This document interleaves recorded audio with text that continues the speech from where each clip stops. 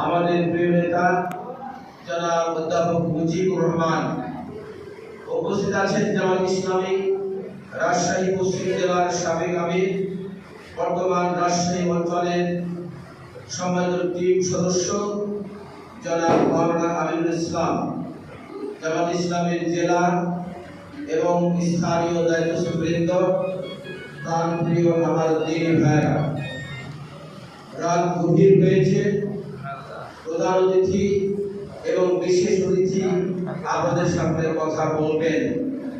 আপনারা লম্বা সময় ধরে বক্তব্য শুনেছেন,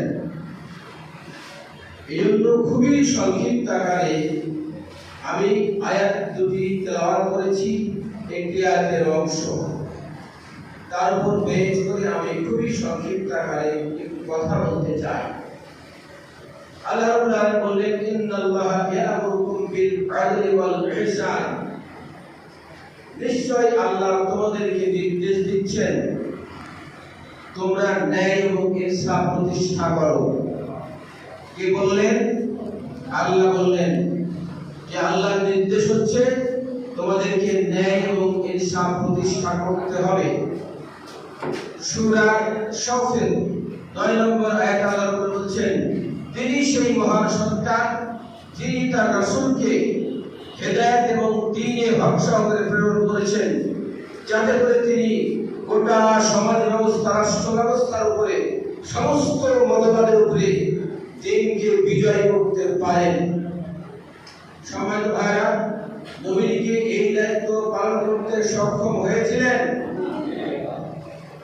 আমার মনে হয় অনেকেই খেয়াল করছেন কিনা, নবী মুহাম্মদুর রাসূলুল্লাহ সাল্লাল্লাহু আলাইহি ওয়াসাল্লাম আল্লাহ প্রদত্ত প্রত্যেকটি কথা এবং কাজকে তার জীবনে যথাযথভাবে বাস্তবায়ন করেছেন মানবতার কল্যাণে, ঠিক কিনা?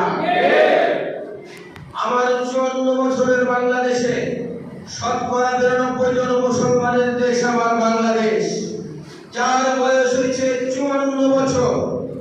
আমরা চেয়েছিলাম এদেশে ইসলাম প্রতিষ্ঠিত হোক, আল কোরআন অনুযায়ী মানুষের জীবন চলুক। তার কারণ হচ্ছে বাংলাদেশের মানুষের আযানের মধ্য দিয়ে, আল্লাহর ডাকের মধ্য দিয়ে আমাদের ঘুম ভাঙে। রাতের বেলায় ওই আযানের মধ্য দিয়ে আমরা আবার ঘুমাতে যাই। এদেশের মানুষের আশা এবং আকাঙ্ক্ষা হচ্ছে আল্লাহর দ্বীন, তার কোরআন এবং হাদিস অনুযায়ী বাস্তবায়িত হোক। কিন্তু আমরা দেখেছি বিগত 54 বছরে মানুষের অধিকার ভুলুণ্ঠিত করে স্বাধীনতাকে ভারতের কাছে জিম্মি রেখে ইসলামকে কাটুসাইজ করে কোরআন এবং হাদিসকে মাদ্রাসা থেকে, মসজিদ থেকে, জালসা থেকে, তাফসীর মাহফিল থেকে বিদায় করে দিয়ে আলেম ওলামার পায়ে বেড়িয়ে দিয়ে, হাতে হ্যান্ডকাপ দিয়ে মাথায় এবং মাথায় লম্বা দড়ি লাগিয়ে এদেশ থেকে ইসলামকে অপমান করে ফাঁসি দিয়ে এদেশ থেকে ইসলামকে বিদায় করার অপচেষ্টা চলেছে কিনা? এদেশের মানুষ এটার সাথে শুধু একমত হয়নি এমনটাই নয়, জীবন বাজি রেখে 36শে জুলাই প্রায় 2000 তরুণ তাজা প্রাণ বাংলার সবুজ ভূখণ্ডে ঢেলে দিয়েছে কিনা? প্রায় 30,000 থেকে 35,000 মানুষ বিভিন্নভাবে আহত হয়েছে। এখনো অনেকেই বিভিন্ন ক্লিনিকে এবং বাড়িতে চিকিৎসার অবস্থায় আছে, ঠিক কিনা? এদেশের মানুষ প্রমাণ করেছে আমরা অত্যাচার সহ্য করেছি, আমরা জেল জুলুম হুলিয়া সহ্য করেছি, কিন্তু ইসলামের বিরুদ্ধে আমরা কোনো প্রতারণা এবং ষড়যন্ত্র আমরা সহ্য করতে পারি না। তাই তো আমরা দেখি 36শে জুলাই লক্ষ জন রাস্তায় নেমেছে, পুলিশ গুলি করছে, একজন গুলি করলে একজন চলে যাচ্ছে, বাকিরা ডান বাম থেকে জায়গা পূরণ করছে কিনা? পুলিশ অফিসারকে স্বরাষ্ট্রমন্ত্রী তৎকালে জিজ্ঞেস করলো, ব্যাপারটা কি? তোমরা এতগুলো পুলিশ, তোমাদের হাতে অস্ত্র, তোমরা এলাকে কেন নিবৃত করতে পারছো না? তখন বলে, স্যার দেখেন, একজন আহত হয়, একজন নিহত হয়, একজনই সরে, বাকি কেউ সরে না। এটাকে আমি বানোয়ার গল্প বলছি? যারা রাস্তায় নেমেছিল আমি বিশ্বাস করি আল্লাহর পথে যারা আল্লাহকে জীবন সঁপে দিয়ে নেমেছিল, তারা হয় শহীদ হতে চেয়েছে, না হয় গাজী হতে চেয়েছে। এরকম পরে এখন তারা সিদ্ধান্ত গ্রহণ করে রাস্তায় নেমে বাংলাদেশকে দ্বিতীয়বার স্বাধীন করেছে। ঠিক কিনা?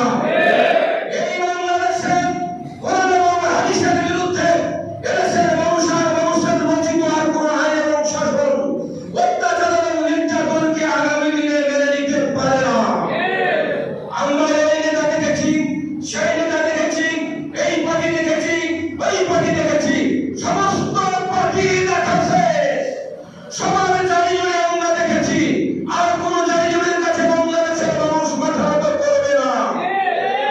তাই আমরা বলতে চাই, আগামী দিনের বাংলাদেশ ইনশাআল্লাহ আল কোরআনের বাংলাদেশ। ঠিক আছে না?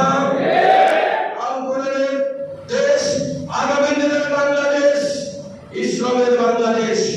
এই দেশ বিনির্মাণে আবার আমাদের জীবন দিতে হয়, জেলে যেতে হয়, ফাঁসির মঞ্চে যেতে হয়। আমরা তাতে রাজি আছি। দ্বিতীয় কোন ফাঁসিবাদকে বাংলাদেশে আমরা প্রতিষ্ঠিত হতে দিতে পারি না। আল্লাহ আমিন কবুল করুন। আল্লাহুম্মা আমিন। ওয়া আখিরু দাওয়ানা আলহামদুলিল্লাহি রাব্বিল আলামিন। আসসালামু আলাইকুম ওয়া রাহমাতুল্লাহ। নারে তাকবীর, আল্লাহু আকবার। বাংলাদেশ ইসলামী জিন্দাবাদ, জিন্দাবাদ, জিন্দাবাদ।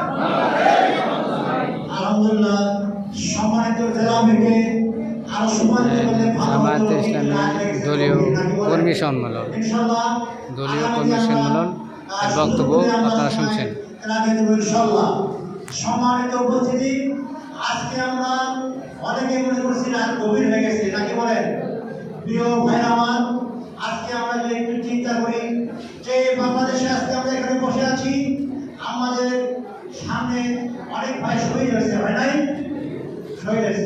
আজকে খেয়াল করুন ইরানের অবস্থা কি অবস্থা। অনেক ভাই তাদের বসত করে হারিয়েছে, তারা কোথায় থাকবে, তাদের বসত ঘর নাই, নাকি বলেন?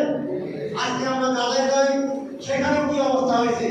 তাই সম্মানিত সুধীবৃন্দ এবং ইসলাম কর্মীবৃন্দ, আমরা একটু সময়, একটু রাত ধরেও আমরা কি করবো, আমরা একটু ধৈর্যের সাথে আমরা একটা আলোচনা শুরু করি, ইনশাআল্লাহ, নাকি বলেন? সম্মানিত উপস্থিতি, এরপরে আমাদের মাঝে বক্তব্য নিয়ে আসছেন শরীফ কাফেলা বাংলাদেশ জামায়াত ইসলামী রাজশাহী জেলার সম্মানিত সাবেক আমির এবং বর্তমান রাজশাহী জোন টিম সদস্য মাওলানা আমিনুল ইসলাম।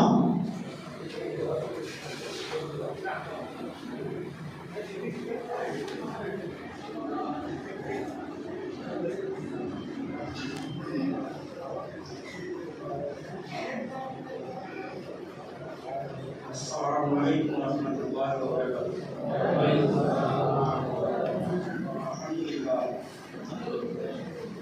আলহামদুলিল্লাহ রাব্বিল আলামিন, আসসালাতু ওয়াসসালামু আলা রাসূলিল্লাহ ওয়া আলা আলিহি ওয়া সাহবিহি আজমাইন। বাংলাদেশ জামায়াত ইসলামী